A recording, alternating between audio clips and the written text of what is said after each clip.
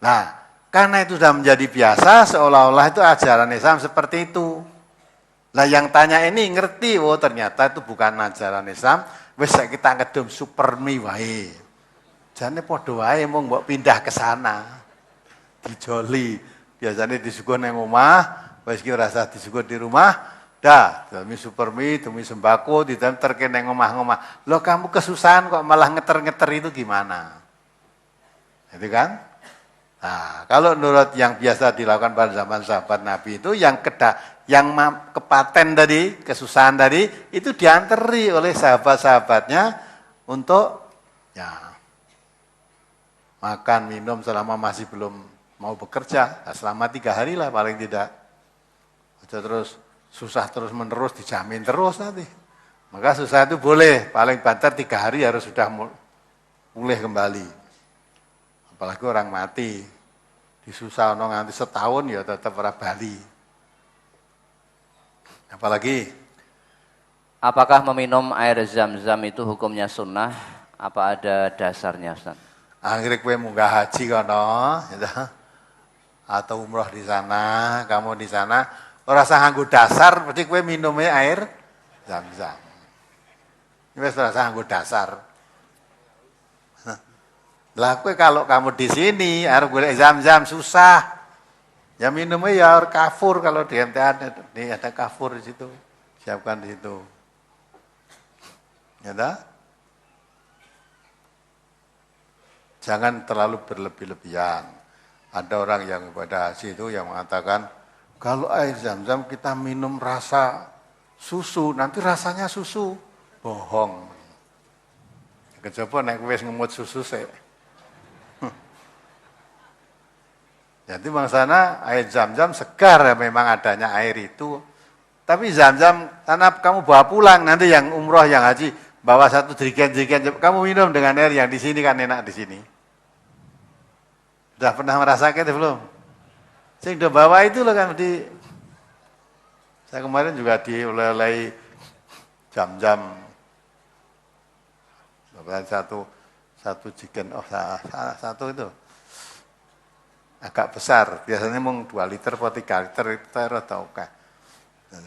Saya tidak minum itu malah tak rasa kayak ulah seger kafurnya. Jadi dasar golek tuntunan, yang penting kalau kamu ibadah haji atau umroh di sana mesti minumnya ya zam-zam itu. Mbok sunah apa ora sunah minumnya zam-zam. Kowe golek liyane angel ning kono.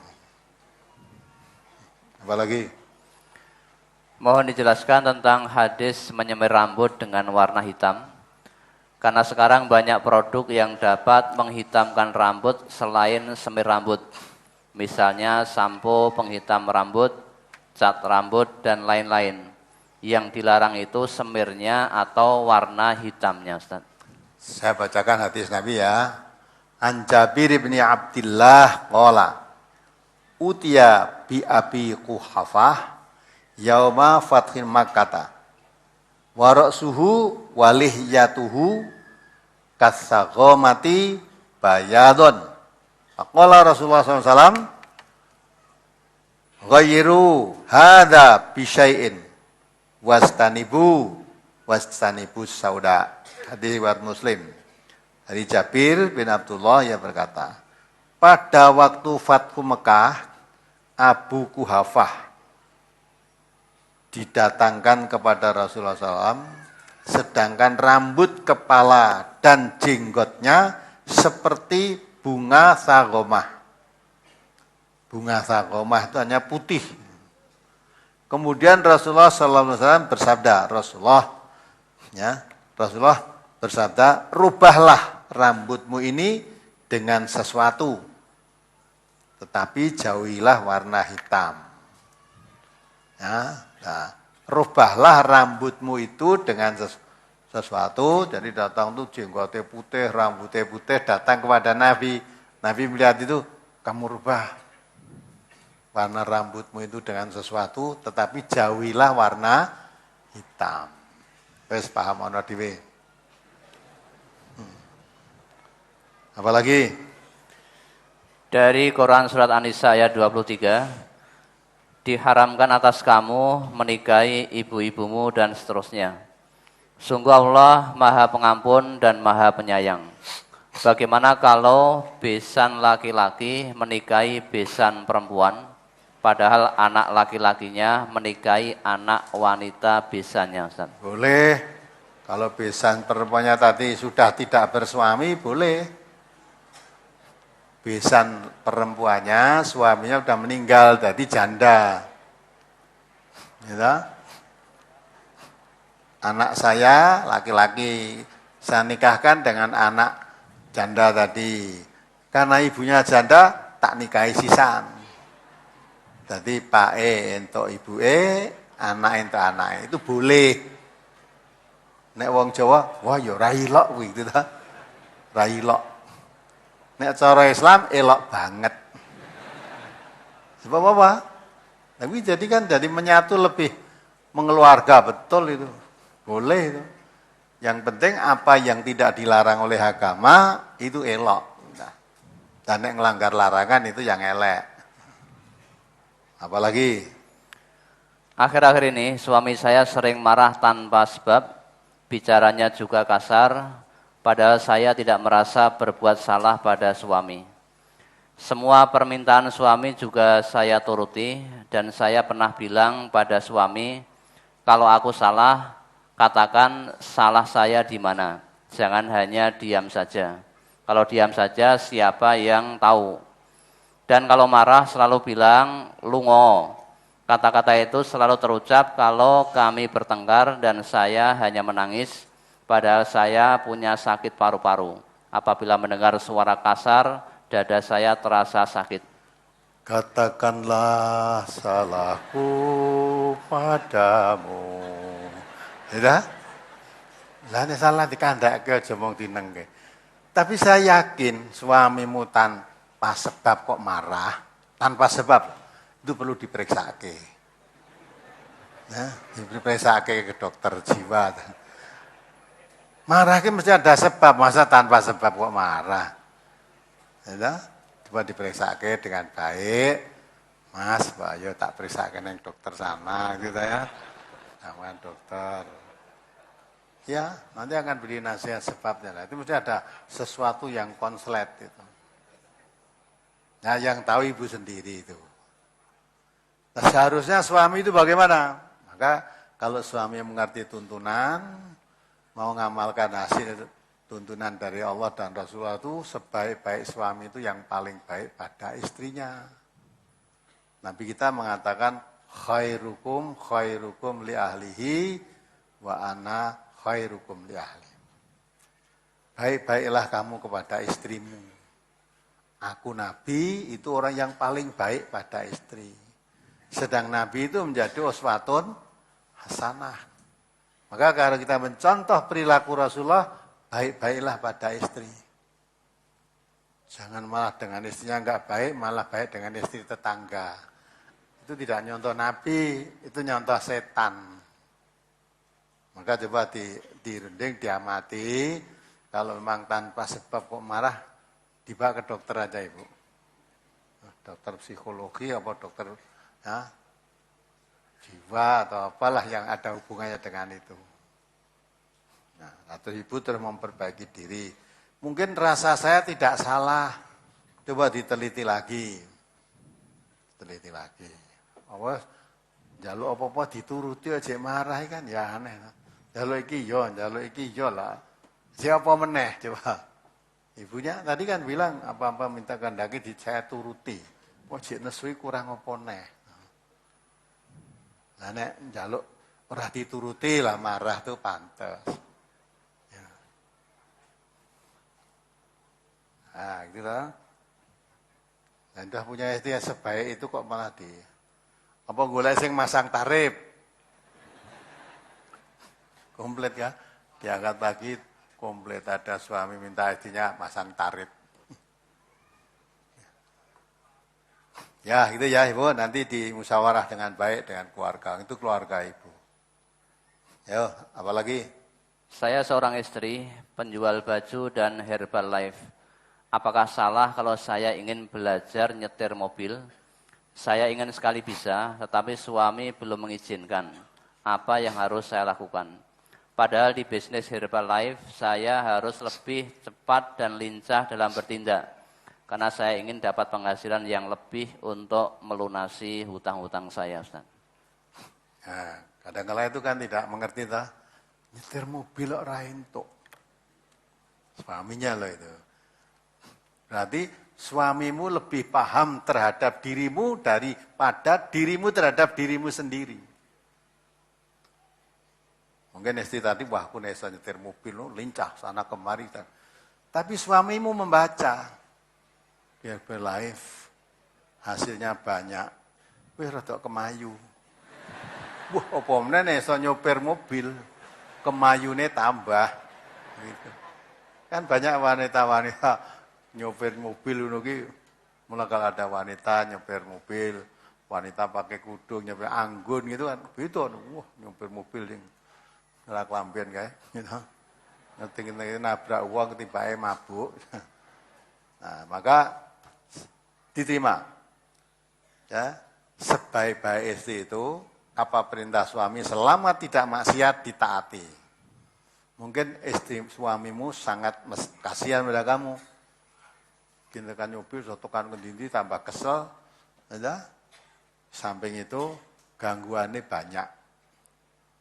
Samping itu bisa juga iki ora nganggo mobile. Ya. Arang-arang mulih. Sedina kerja nek nggo mobil terus alasannya tekan Jogja, terus tekan ngendi saya aduh, wah Mas arep mulai kesel aku neng penginapan. Lah apa istri suamimu ora deg-degan.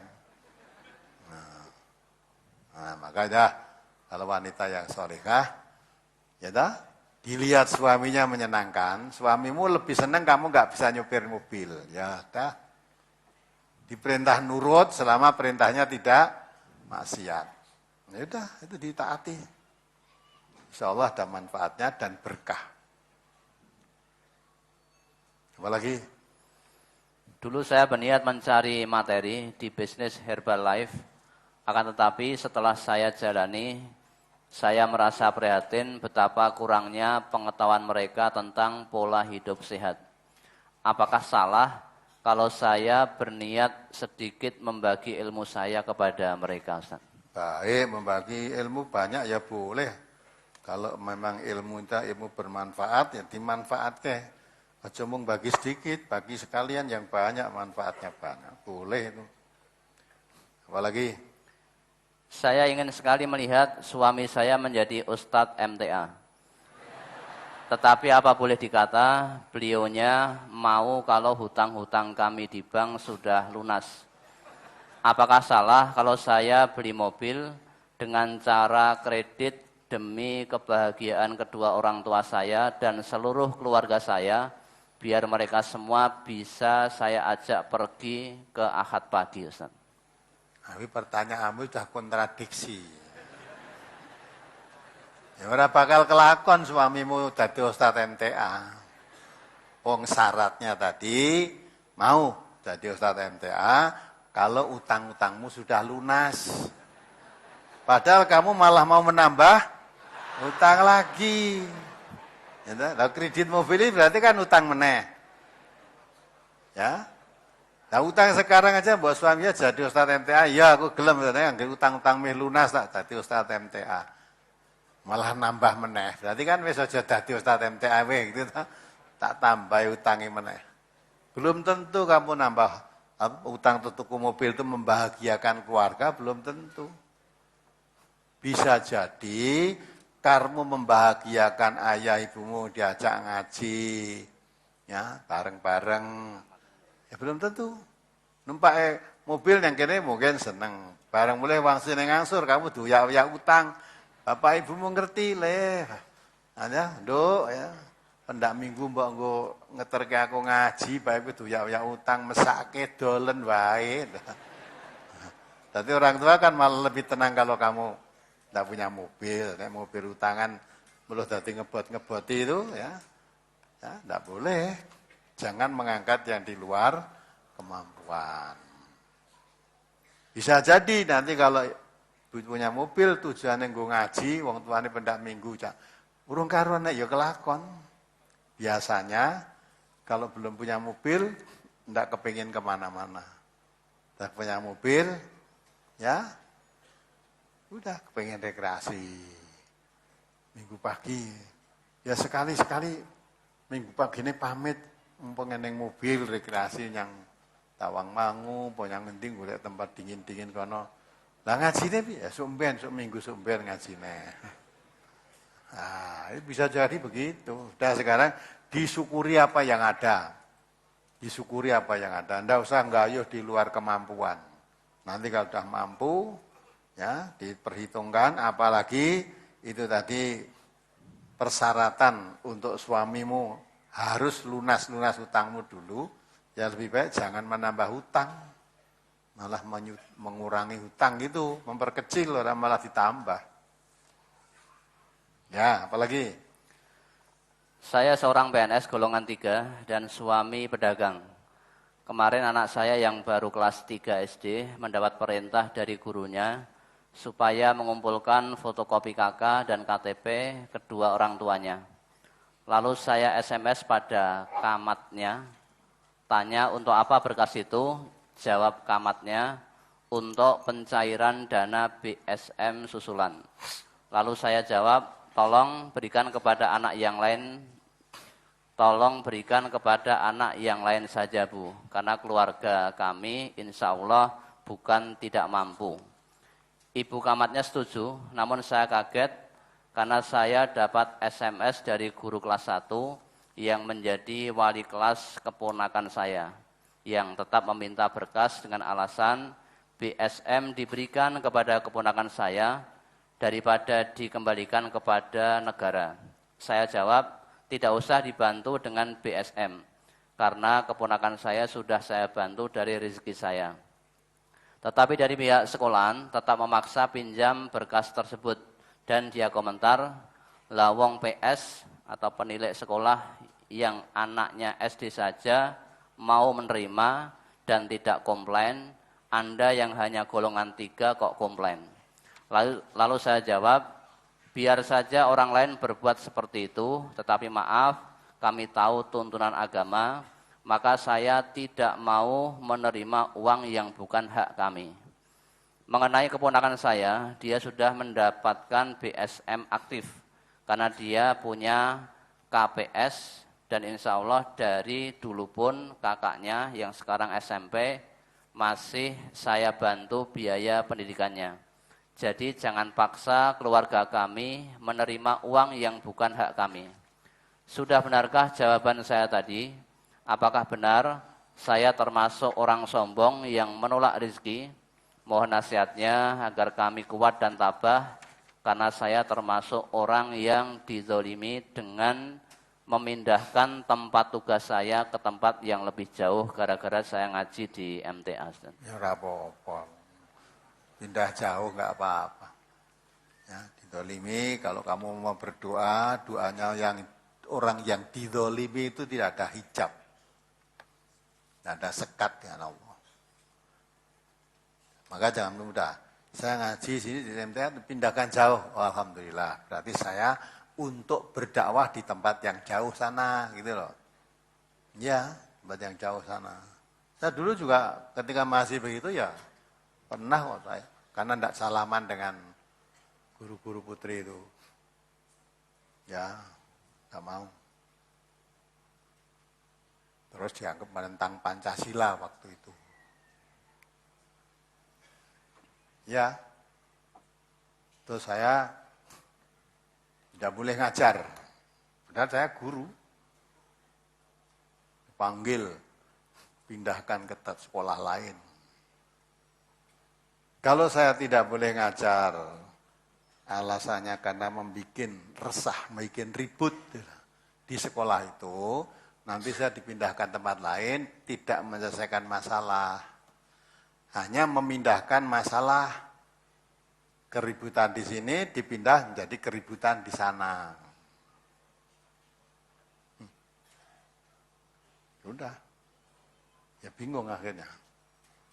Saya udah, yang penting kamu Jadi pejabat pirang tahun lah. Ya dah. Sosoknya dadi pejabat ini sombong, kemaki, kementus. Kena pensiun peringas-peringis serang gitu.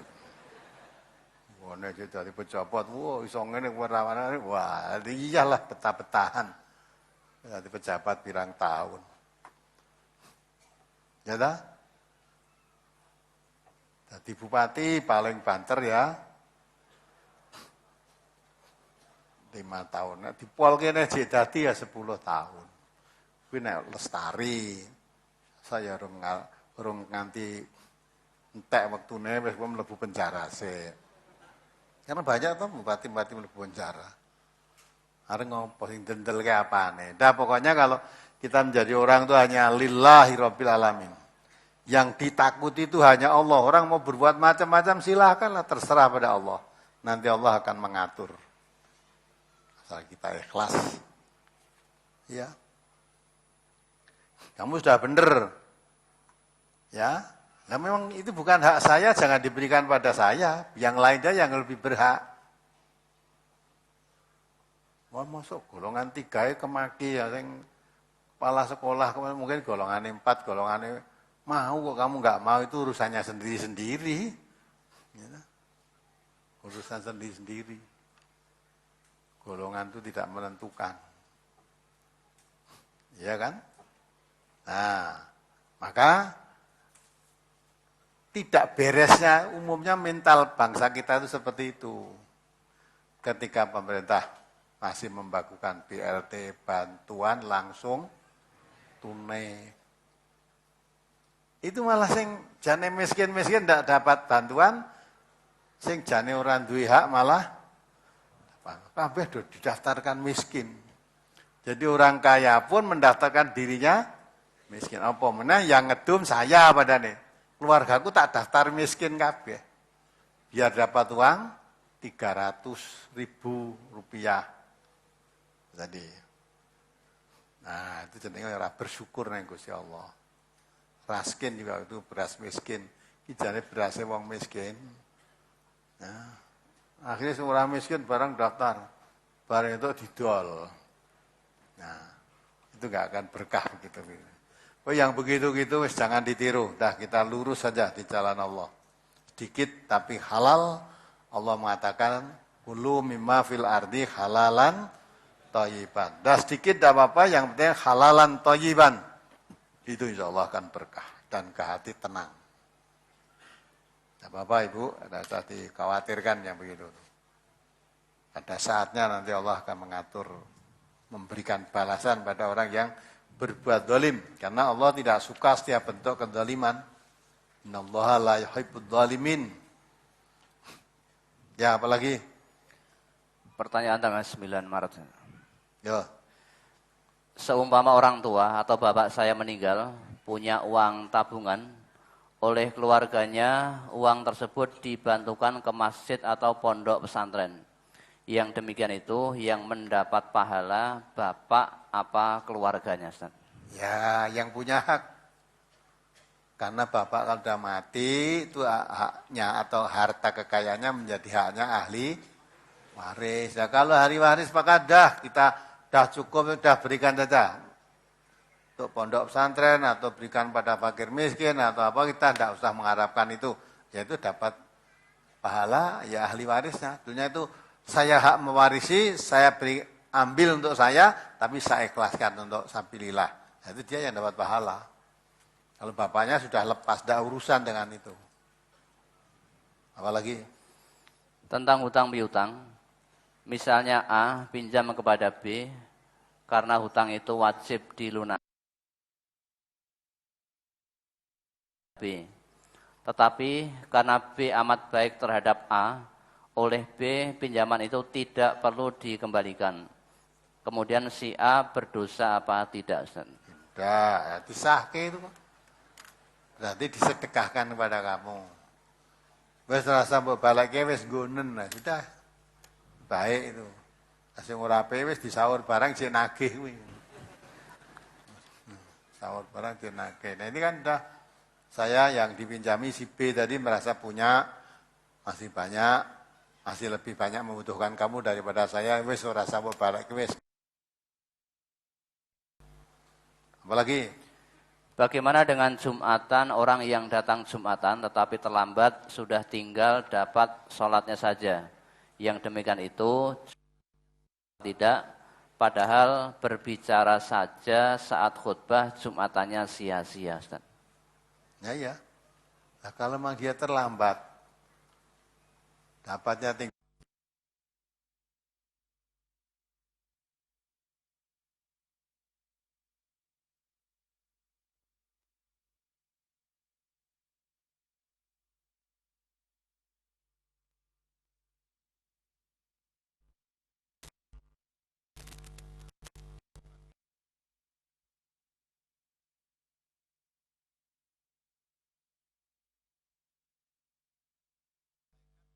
Khutbah, buku catatan mereka ditutup. Wih teko ora dicatat karo malaikat. Kamu datang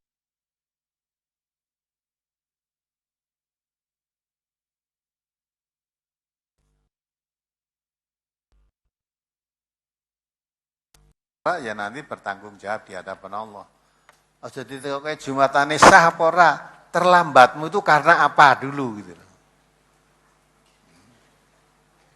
Apalagi? Mohon sarannya dengan Quran atau hadis tentang larangan makan dan minum dengan berdiri. Karena masih ada di antara kita yang makan dan minum dengan berdiri, terutama pada event-event besar seperti apel Satgas, peresmian, dan lain-lainnya. Ustaz. An kota data an Anasin an Nabi sallallahu alaihi wasallam annahu naha ayyashroba rajulu iman qala kota datu fakulna fa'akalu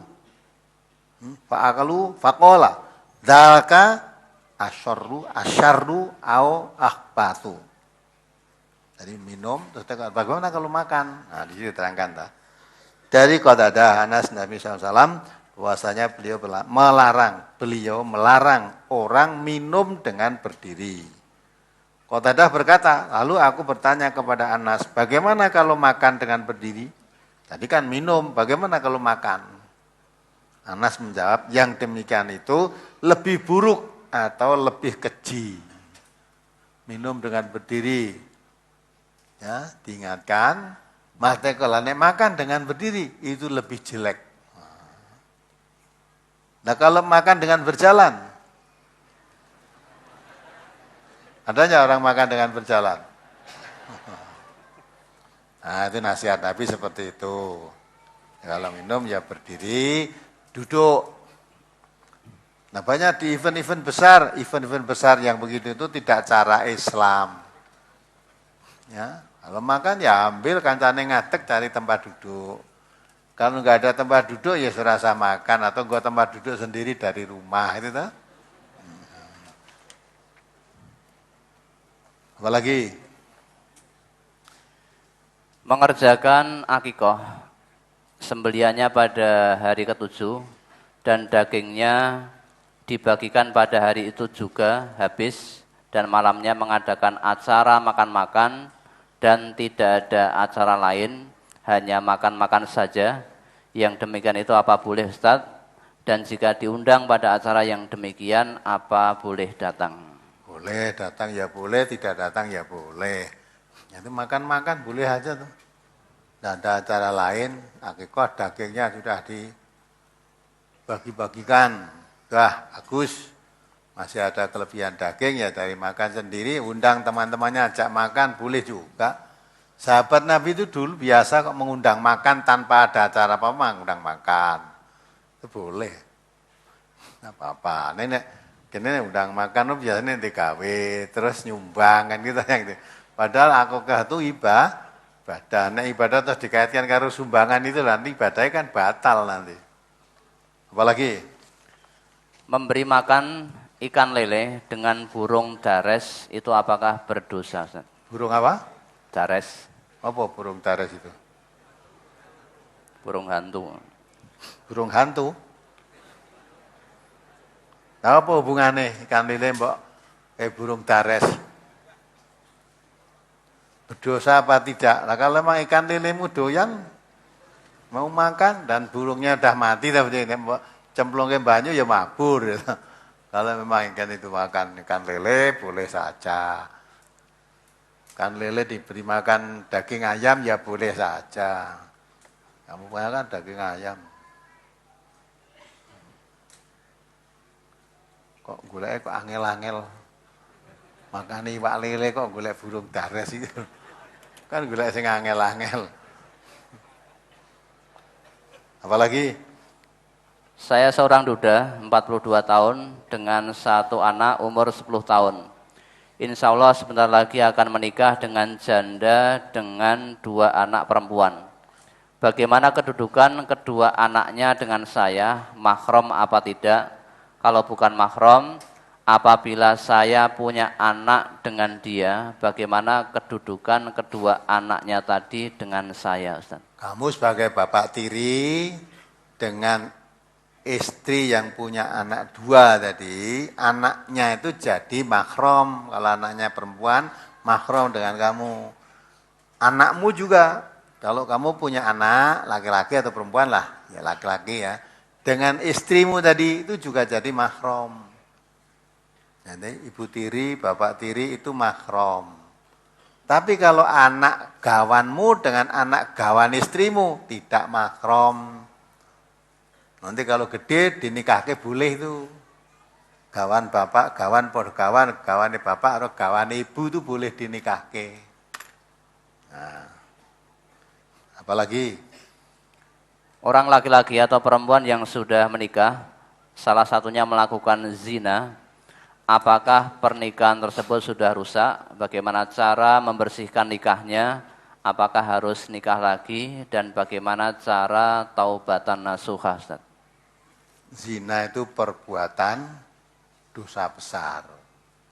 Kalau tanya hukumnya dosa besar, hukumannya kalau laki atau perempuan sudah nikah kok zina, itu hukumannya apa? Rajam. Lempari batu sampai mati dan sampai mati. Nah, terus bagaimana bertobat? Karena tidak ada hukum Islam di sini. Ya bertobat asal kamu berhenti dari perbuatan zina, istighfar, mohon ampun pada Allah. Seperti dalam surat Az-Zumar ayat 53 itu dan seterusnya itu. Nah, serah diri kepada Allah, pasrah bongkoan, tidak mengulang lagi dan mengikuti Al-Quran dengan sebaik-baiknya. Ya, sampai mati tidak mengulangi lagi perbuatan zina dengan siapapun. Ya. Mudah-mudahan Allah mengampuni dosanya. Maka di stop perbuatannya yang jelek tadi, diikuti kebaikan-kebaikan dengan harapan banyaknya kebaikan nanti mudah-mudahan bisa menutup kejelekannya. Gitu ya. Rasulullah SAW bersabda, saya bacakan nantinya ya. Kullu ummati mu'afatun illal mujahirin. Wa inna minal ijhari ayyak malal abdu bil laili amalan summa yusbihu qad satarahu rabbuhu wa yaqulu ya fulan qad amiltul barihata kada wa kada wa qad bata yasturuhu rabbuhu fayabitu yasturuhu rabbuhu wa yusbihu yakshifu sitrallahi anhu. Hadis riwayat Muslim. Saya mendengar Rasulullah SAW bersabda, semua umatku dimaafkan kecuali orang-orang yang menampakkan perbuatan dosanya.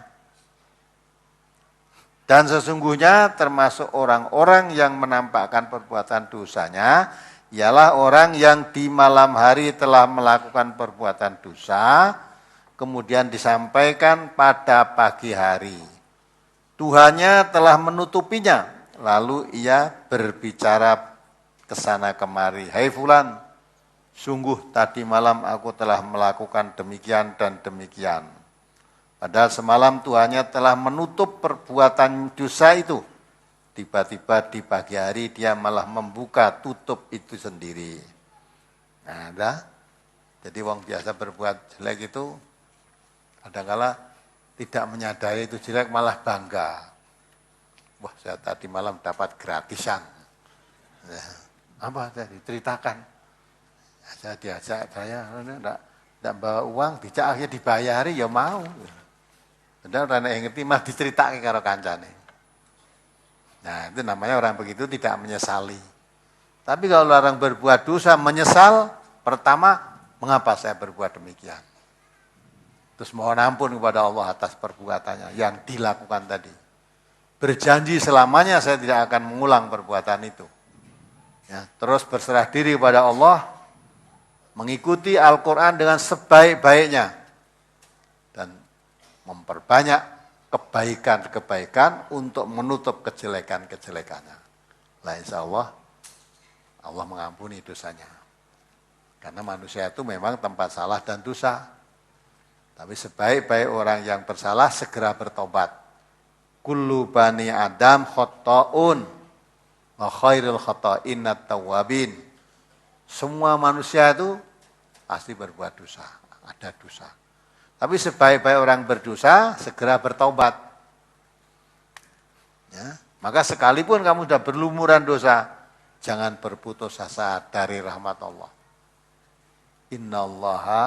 Innahu yaghfiru dzunuban. Allah mengampuni dosa-dosamu semua. Dengan syarat itu tadi mau bertobat. Cara bertobat mengikuti petunjuk Allah.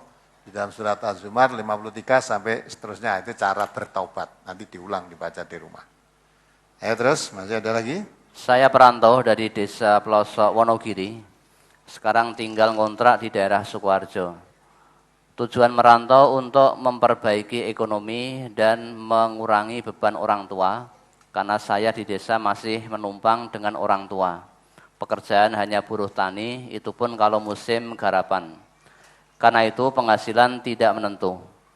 Di perantauan, saya dan suami bekerja di rumah saudara.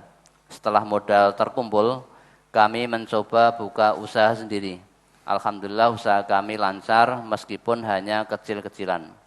Dan kami berniat untuk mengembangkan usaha dengan meminjam uang di bank dan kredit sepeda motor untuk memasarkan dagangan. Dari sinilah awal permasalahan kami. Yang namanya dagang kadang ada sepinya. Angsuran kami berulang kali terlambat. Untuk mempertahankan usaha, kami gali lubang, tutup lubang. Meskipun harus berhutang ke rentenir, tetapi usaha kami tidak berkembang, malah bangkrut.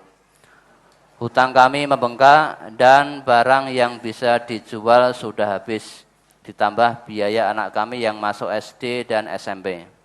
Sedangkan saat ini, orang tua saya di kampung membutuhkan saya. Saya anak bungsu dari 5 bersaudara. Dan saya anak perempuan satu-satunya. Bapak dan ibu saya berumur 70-an tahun, sedangkan anak-anaknya merantau semuanya. Bapak masih sehat, sedangkan ibu sakit-sakitan. Orang tua saya mengharap saya yang mengurusi mereka, karena saya dirasa lebih telaten. Manakah yang harus didahulukan? Mengurus orang tua, apa membantu suami mencari nafkah untuk melunasi hutang-hutang kami? Karena keduanya menurut saya akan dimintai pertanggungjawaban di akhirat nanti. Dan penghasilan saya lebih besar dari penghasilan suami. Apakah kebangkrutan saya ini disebabkan oleh modal dari uang yang berbunga? Apakah kondisi ekonomi yang seperti ini yang dinamakan tidak berkah, meskipun pola hidup saya biasa-biasa saja atau tidak boros, Ustaz? Tidak mungkin itu. Ya, biasa-biasa tidak boros. Kalau orang hidup biasa-biasa itu berhitung teliti. Pengeluaran harus lebih kecil daripada apa? Pemasukan. Hasilmu dengan suami lebih besar. Tapi ngapa? Malah jadi utang banyak. Ya tak? Ketika masih hasilnya besar, mungkin kamu beli ini. makan saja lauknya harus ini. Lah, ketika ekonomi sudah seret, makannya nggak bisa diganti. Jadi pemasukannya kecil, tetapi pengeluarannya biasa. Nah itu. Wah, mari Jenderal. Ini Jenderal Anton Tabah ini. Masih ingat ya? Jadi saya lanjutkan sebentar nih kita. Jadi semua orang itu yang tahu dirinya sendiri. Harus lebih hati-hati. Innallaha la yughayyiru ma biqaumin hatta yughayyiru ma bi anfusihim. Allah tidak akan merubah keadaan suatu kaum kecuali kaum itu mau merubah keadaannya sendiri. Sama yang kedua, Allah berjanji la in syakartum la zidanakum wa la in kafartum inna adzabi lasyadid. Kalau kita diberi nikmat oleh Allah mau bersyukur, Allah menambah nikmat itu. Tapi kalau diberi nikmat oleh Allah tidak mau bersyukur, ancaman Allah inna adzabi lasyadid. Azab Allah itu sangat pedih. Nah sekarang dikoreksi dalam-dalam. Apakah memang saya tidak bersyukur pada Allah atas nikmat yang diberikan? Menurut dohiriyahnya penghasilannya makin besar kok malah makin bangkrut, itu berarti kan tidak masuk akal. Hasilnya besar itu mestinya makin subur, lah kok besar kok malah bangkrut. Nah kebangkrutannya di mana? Yaitu mungkin penghasilannya besar, tapi pengeluarannya lebih besar lagi. Nah, ketika penghasilannya masih kecil, pengeluarannya pun kecil. Barang penghasilannya besar, ya tambah besar. Lah sekarang penghasilannya, apalagi kalau orang berdagang itu pasang surut kan, harus menyesuaikan. Nah, lagi lancar usaha, itu kan, mau beli ini bisa.